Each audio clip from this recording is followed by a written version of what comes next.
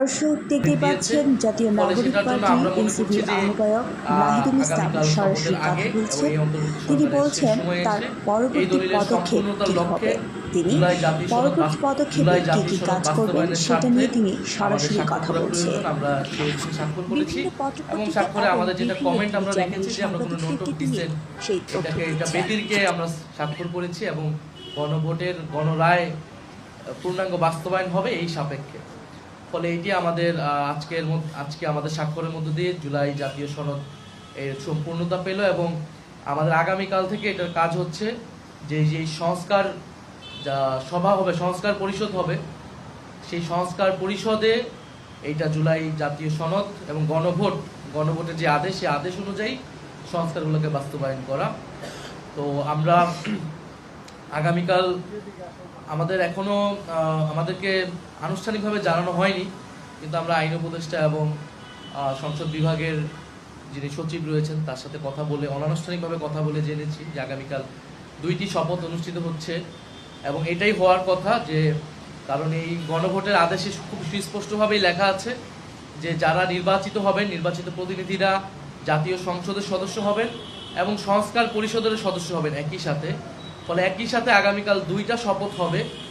প্রথম শপথ সংসদ সাংসদ হিসেবে সদস্য নেবেন যারা জিতে এসেছেন এবং সেই একই ব্যক্তিগণ সংস্কার পরিষদের সদস্য হিসেবেও শপথ নেবেন।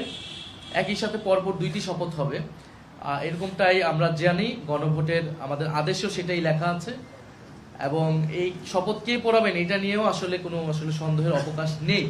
কারণ গণভোটের যে আদেশ আছে সেটার 8 নং ধারাতে খুবই সুস্পষ্টভাবে বলা আছে যিনি সংসদ সদস্যদের শপথ পড়াবেন সেই একই ব্যক্তি সংস্কার পরিষদের সদস্য হিসেবে তাদেরকে শপথ পড়াবেন। ফলে প্রধান নির্বাচন কমিশনার যদি আমরা যতটুকু শুনছি শপথ পড়াবেন এমপিদেরকে, তিনি সংস্কার পরিষদের সদস্য হিসেবে সকলকে শপথ পড়াবেন। এই শপথের মধ্য দিয়ে আগামীকাল শুধু জাতীয় সংসদ নয় বরং সংস্কার পরিষদ গঠিত হবে। যে সংস্কার পরিষদ নির্ধারিত সময়ের মধ্যে আমাদের যে গণভোট, যেহেতু হ্যায়ের পক্ষে রায় এসেছে, সেই হ্যায়ের পক্ষে গণভোটের যে আদেশের গণভোটের যে প্রশ্নগুলো ছিল সেই সংস্কারগুলা আমরা দ্রুত সময়ের মধ্যে বাস্তবায়ন করতে পারবো বলে আশা রাখছি। আমরা অন্তর্বর্তী সরকারকেও ধন্যবাদ জানাই।